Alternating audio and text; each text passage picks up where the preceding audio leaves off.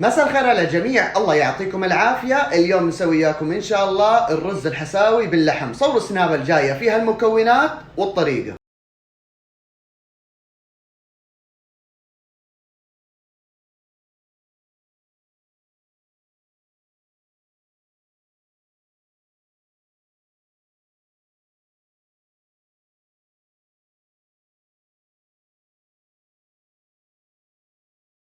المكون الرئيسي عندي هنا الرز الحساوي. طبعا ناقعد الحين صار لي تقريبا 45 دقيقة، ومع الطبخ راح يصير ساعة إلى ساعة ونص.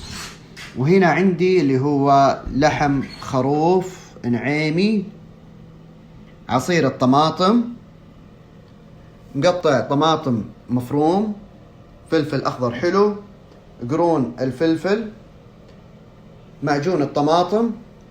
بالنسبة لبهارات الحب الليمون الأسود وورق الغار، وهنا عندي قرون الفلفل والهيل، ثوم مهروس، البهارات المطحونة، ملح وفلفل أسود وبهارات مشكل وكركم وكمون وفلفل مجروش والليمون الأسود، بصل مفروم، وآخر شيء الكزبرة.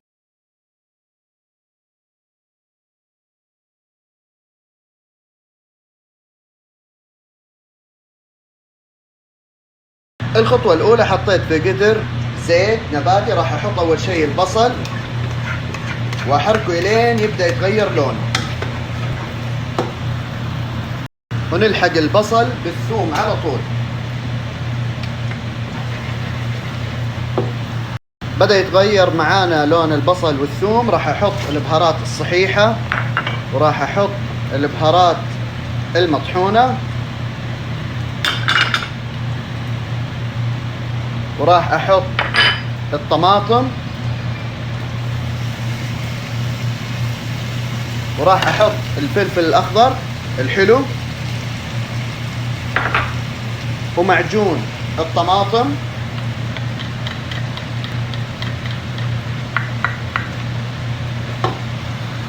وشوي من الكزبرة المفروم،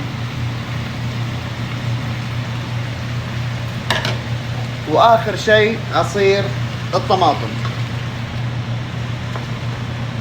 وراح نحرك المكونات كلها مع بعض.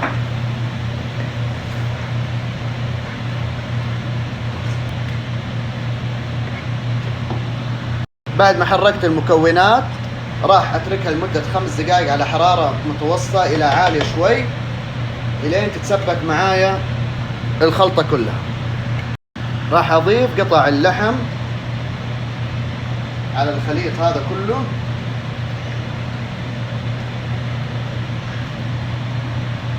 واخلط المكونات كلها مع بعض الين تتمازج معاي قطع اللحم مع البهارات اللي سويناها قبل شوي. راح اضيف الان المويه المغلية على اللحم واغمره تماما، واضيف عليها بزيادة. ليش؟ علشان راح احتاجه بعدين بالنسبة للرز الحساوي، لان الرز الحساوي يحتاج الى موية كثير.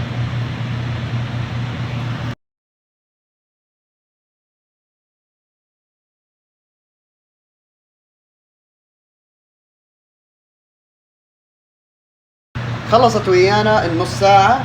في طريقتين، في البعض حيحط الرز على اللحم ويكمل طبخها لمدة ساعة ونص.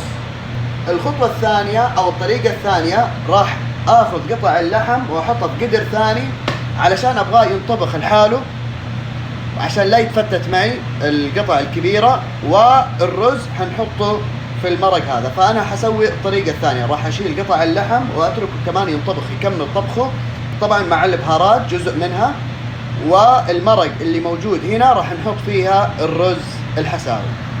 شلت قطع اللحم حطيته في قدر ثاني، وطبعا اخذت من الخليط اللي احنا سويناه. الحين راح احط اللي هو الرز الحساوي. طبعا طبخه يستغرق تقريبا من ساعة وربع الى ساعة ونص، وكل شوي لازم نشيك عليه الين نوصل للقوام اللي حقولكم عليه في اخر خطوة. راح اوريكم الان القوام اللي وصلنا له ولسه باقي من الطبخ. فراح اضيف الان شوية من الموية المغلية واتركه كمان ينطبخ على نار متوسطة.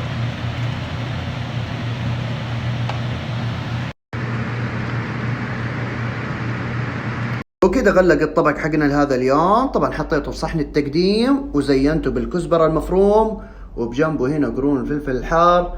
اتمنى ان الطبق عجبكم، وبالعافية علينا وعليكم.